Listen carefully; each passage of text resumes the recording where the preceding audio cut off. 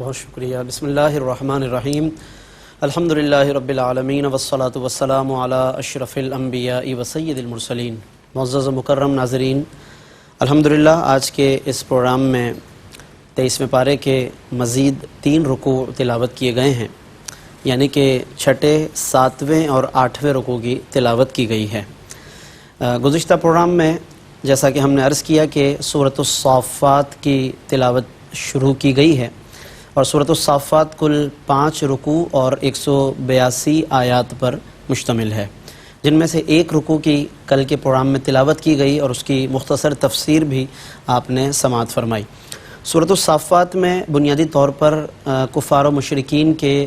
ان عقائد و نظریات کا رد کیا گیا ہے کہ جو مکہ مکرمہ میں جن عقائد کو خاص طور پر قرآن کریم کی مکی صورتوں میں ڈسکس کیا گیا ہے، جس میں خاص طور پر توحید کا رد کرنا اور توحید کے مقابلے میں شرک پر قائم رہنا، بتوں کی پرستش کرنا، اور اس کے ساتھ ساتھ بعث بعد الموت یعنی کہ مرنے کے بعد دوبارہ اٹھائے جانے کا انکار کرنا۔ اس صورت مبارکہ میں اللہ رب العزت نے کفار و مشرکین کے ان عقائد و نظریات کا نہ صرف رد کیا بلکہ وقوع قیامت کے دلائل بھی بیان فرمائے، توحید کے اہمیت کو بھی اجاگر فرمایا، رسولوں کی رسالت کو بیان فرمایا ہے، اور بھی اس کے علاوہ کئی مضامین اس صورت مبارکہ میں اللہ رب العزت نے بیان فرمائے ہیں۔ خاص طور پر اس صورت یعنی کہ سورۃ الصافات میں جو ایک اہم ترین مضمون ہے جس کو کئی مقامات پر بیان فرمایا، وہ مختلف انبیاء کرام علیہم الصلاۃ والسلام کی عظمتیں ہیں اور ان کی تبلیغی مساعی ہیں، یعنی کہ کوششیں ہیں جو انہوں نے اپنی اپنی قوموں کے لیے فرمائی، ان کی رہبری اور فلاح و بہبود اور اصلاح کے لیے فرمائی ہیں۔ ان میں سر فہرست حضرت سیدنا نوح علیہ نبینا علیہ السلام ہیں،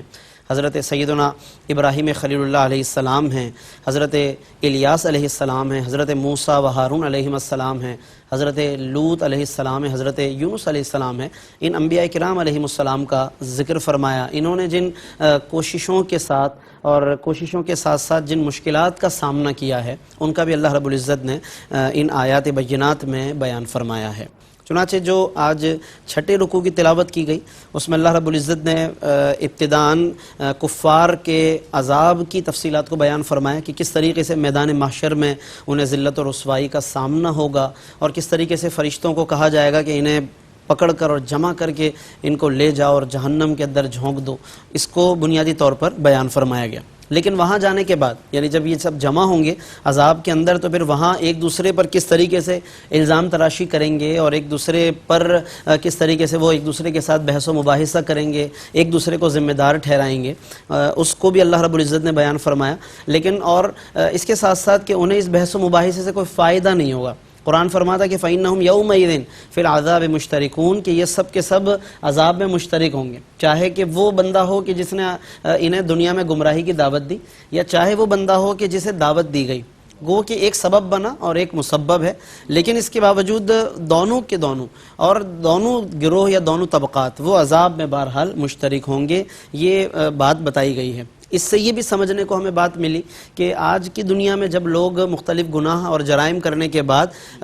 مورد الزام ٹھہرا دیتے ہیں کہ جی ہم بری صحبتوں میں بیٹھ گئے، فلاں نے ہمیں گمراہ کر دیا، فلاں نے گمراہ کر دیا، فلاں کی وجہ سے ایسا ہو گیا۔